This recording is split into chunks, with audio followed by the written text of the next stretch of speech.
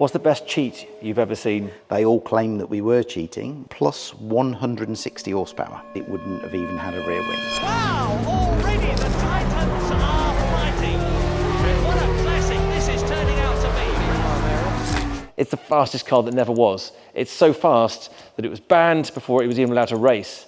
The Williams six-wheeler. I love these things. They just look, they're slightly mad, and I think it's partly because it's where car meets train, meets Formula One. But this is super special. I actually got to drive the six-wheel Tyrrell. Right. With four wheels at the front. Yeah. So I have a vague understanding of how that kind of works, but this is totally different gravy. And there were other teams tried this, but you guys are the only ones that really perfected it, because those are, and they're all driven wheels at the back, aren't they? Yeah, it's four-wheel drive. So it's and the whole concept is about trying to reduce drag. So, you know, in this era of Formula One, turbo engines are coming in. Obviously, Renault came in '77 with their turbo engine.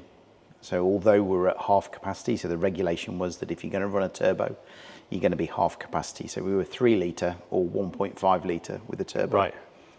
We could see straight away that they were more powerful and they were becoming more powerful. DFE had been around for a long time. It really got to the point where there wasn't a lot more to get out of a DFE in that era. And the turbos were becoming more powerful. Obviously, the downside was in that era, they were also very unreliable. So with the DFE, you got a bit of reliability, and that's what gave us the championship in '82. You know, we won the Drivers' Championship in '82 with one single Grand Prix victory. Incredible, really. By finishing. By being reliable, being light, being very nimble. But we knew that we were going to be outpaced ultimately by the turbo engines. So what can we do? What can we do as a team? We haven't got a turbo engine supply, so that's off the cards. So what we've got to do is we've got to outthink the opposition. And the way that we did that, and like you touched on, P34 Tyrrell had tried it, but it didn't really work. So the idea is to reduce drag. And if you look at these huge rear tyres that we've got in that era, and people think because a tyre's round, it's sort of quite friendly to the airflow. It doesn't matter what shape it is. If you take a cross-sectional area through any part of the car, it doesn't matter that it's got a pointy front, that's the bit that you've still got to force through the air. So you imagine if you take a slice right through the middle of one of those rear tyres, it's a huge rectangle. You imagine the drag that creates at 180 miles an hour down the straight in a car that's got, you know, somewhere between 460 and 500 brake horsepower, depending on who your engine builder was and what they claimed on the day. So that drag has a massive impact on the car. So is there anything you can do to reduce it? Well, you can reduce it. If you put 6 front wheels on it, and then you have the second set of rear wheels sat behind. There's also a regulation in Formula One that stipulated that your underbody venturi, your wedge that's underneath the ground effect car, has to finish at the centre line of the rear wheels. Now the regulation didn't say which set of rear wheels. So this extended the flat floor. Yeah, so that you can see the flat floor there. So it comes all the way back to the centre line of the second set of rear wheels. What a weapon. So there is a massive issue with weight and drag, because we've got twice as many differentials, we've got twice as many drive shafts, but the benefit that it offers you completely outweighs it. To put it in the most simple terms, Frank Durney, who's one of the aerodynamicists and part of the technical team that worked on this car, said, to put it in the simplest terms, it's the equivalent of plus 160 horsepower. So if you pull up on the grid in a standard FW08 compared with a six-wheeler, that reduction in drag is the equivalent of a plus 160 brake horsepower. So you have 160 brake horsepower more than your competitor. Yeah. Massive. Absolutely huge. Fully optimised, it wouldn't have even run a rear wing, this car. So it doesn't have a front wing. No rear wing. No rear wing. It wouldn't have had, obviously, it doesn't have a front wing. We generate so much load from the underbody. Frank Durney said the final wind tunnel runs and the final evaluation of this car would have been no rear wing. They think fully optimised, it had the potential to be 5 seconds a lap quicker than the conventional car. So it's the fastest, using the same engine. The fastest F1 car that never was then. Yeah. So that's hilarious. So that's just a token gesture, like a Halfords wing on a Mini. In this point, so not fully optimised. So we were still optimising at that point. What Frank was saying, in its fully optimised state, if it had got race ready, so this is still obviously like a test specification really, but if it had got to the point where it was absolutely fully optimised, he said it wouldn't have even had a rear wing. And anyone that's driven this car, I mean, we took this car to the very first Goodwood Festival of Speed. We went with Jonathan Palmer, gentleman driver. You know, I forget who McLaren turned up with, but McLaren turned up with, you know, their young hotshot, tyre blankets, traction control, active, everything. And we turned up with Jonathan and some flasks of tea. Yeah. And we were as quick up the hill. This thing is phenomenally quick. I hate to be honest, at first looks, walking up to this, having, you know, raced a few things, this looks like it would understeer like a pig. Because you've got the long wheelbase with 4 wheels at the back and no front wing. And no front wing. And you're sitting, you know, over the front axle. Way out front. And it looks like it would understeer like a pig and then snap viciously loose. And I think that was exactly their concern with it. So we used to test at a circuit in France, which name of the circuit escapes me. No, Ricard? No, much older, one. Like not a Chamonix, but a very tight, twisty circuit. And I think which will be hard on this. Yeah, and I think the very first time that we went there, and I think that's exactly what Patrick's concern with the car was that it was going to understeer. All of that weight at the back. Yeah. You're just going to want to push you on in the corners. In actual fact, it didn't do that at all. It didn't have any of those negative traits that they thought it was going to have. It's a phenomenal, phenomenal car. And another car that's actually complete. We've not run this car for a few years now, but it's still in absolute, complete original specification.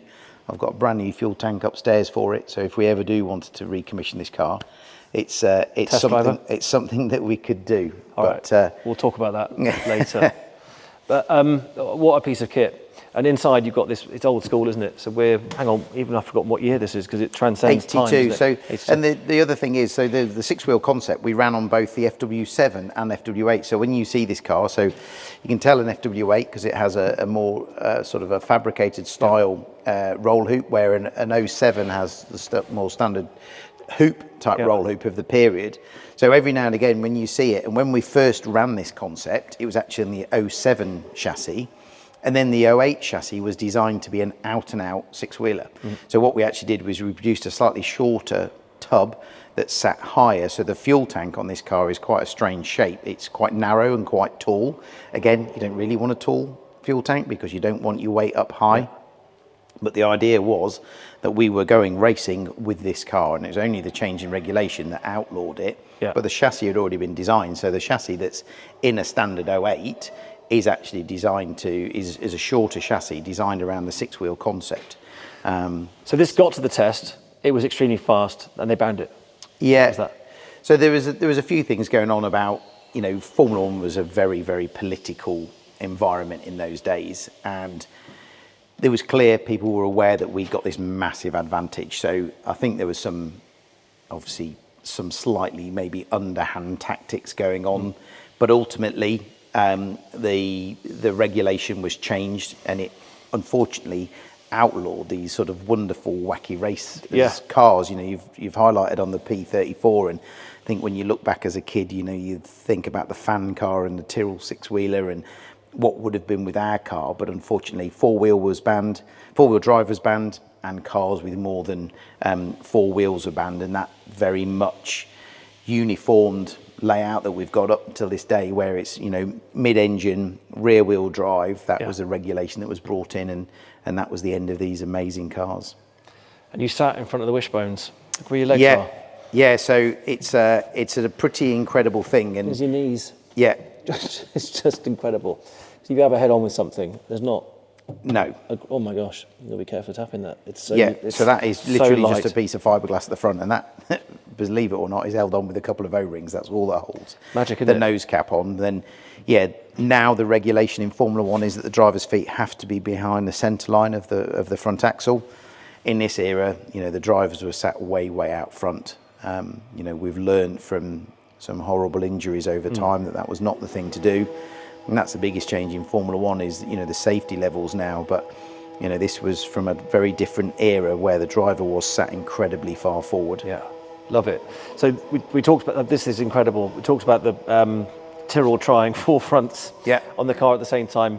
What's the best cheat you've ever seen? Out and out cheat in Formula One that you're allowed to maybe mention? Because there's lots. There's been a few, and I guess normally we're on the receiving end of it because Frank always had this policy that if you can't win fairly, Frank and Patrick always had this feeling that if you can't win fairly, it's not worth winning. Yep. So there have been times where, you know, you're aware that maybe some of the teams are not quite playing to the same set of rules that you are, and that's sort of, I guess, as a mechanic, when you're working long hours and putting everything into it, can be a bit frustrating. But you know, I think things like the fan car was a great idea, wasn't it? But and they're all, and what's, you know, it's not someone cheating, or it's not someone trying to, you know, have anybody over. What you're doing is the engineers that work on these cars, they're overcoming an issue. This was to overcome the fact that we hadn't got a turbo engine. You know, a couple of years later, Honda come along and we've got our turbo engine and we've got our power. Then you see the wings get bigger because the drag isn't a problem anymore, because we've got all of that power, and the lap time comes from actually putting as bigger wings on it as possible to force the thing down into the ground. That was very much the same thing in the BMW era. Literally, the more downforce we put on that car towards the end of it, the faster it went. You know, again, 500 kilo car with 960 brake horsepower. Don't worry about drag, just keep putting downforce on it. It's going to go faster and faster. The Brabham, they went down the route of the fan car because they couldn't get the Venturis because they had that Herking great Alfa Romeo flat 12. So you were so limited with the engine that you'd got. So the only way they could generate the downforce was to have their engine cooling fan on it. Okay. So I don't know. There's been a few over the years, but it's, you know, what you've got to try and do is, you know, you look at some of the things that Adrian did. You look at our 96 car compared with the Ferrari. So there's this regulation as driver protection became more and more important in Formula One, and became such a incredible regulation after Ayrton's accident, that you've got to have these structural components on the outside of the car. If you look at our 96 car, it's got these two lovely little fins that stick up, which are structural elements of the car, so they absolutely adhere to the regulation. There was nothing in the regulation that said you've got to have anything in between them. So you look at the Ferrari, and the Ferrari's got this huge headrest. And when you look at the car from front on, you can hardly see the rear wing. Well, if you can't see it, the air's got to work really hard to get to it. Where our car got these two little fins sticking up, so you can see the rear wing. So the air can see it, and the air can get to it a lot better. And it's just those sort of things. Legitimate. When you look at those regulations. Yeah, exactly. Or just optimizing the rules, really. You look at the rules, the regulations are not as clear. We had it, didn't we, in 2009 with the double diffuser. There was only us, Braun and Toyota that came up with a double diffuser. It wasn't cheating, it was perfectly legal. All of the other teams, the Ferraris, the Red Bulls, they all claimed that we were cheating. You know, it went to court, and we were proved that we were right, and they just missed it. You know, it's just interpreting the rules to the best of your ability.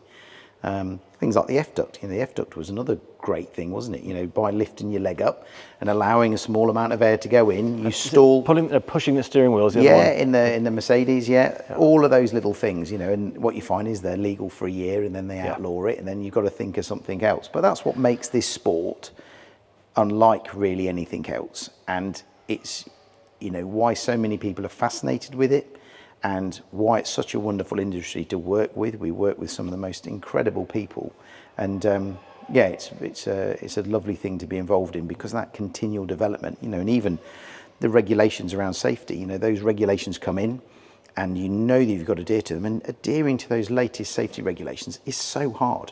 The forces that you have to get your chassis through in modern F1 safety testing is unbelievable. I mean, mind-boggling. You know, 25 years ago, there just would not have been the technology to do it. But now we have it, and we know that that's all for the right reasons, to make the sport safer. Have you got any engine fire-ups coming up? Because I bet this place fills up with people when you do. Yeah, it's always pretty popular. So one thing we always have to do is warn the conference centre facility, because normally when we get a fire one up, someone's in the middle of a very important address, and then we get told off for making too much noise, or we start hearing people creeping through the door. But hopefully our next one is we'll be firing up 14B. So we're taking 14B to Goodwood. So we'll do a shakedown with that before we go. So 14B will be fired up for a full systems check and a fire up. And then also an FW11, so a Honda turbo car. Oh. So proper era of Formula One. So could you those are give me a call when you're going to fire it up?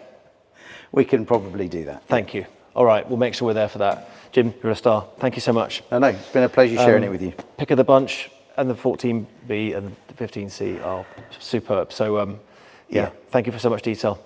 Stay tuned, stay subscribed. We're going to hear those engines firing up very soon, and we'll get to watch Nigel send it. Awesome.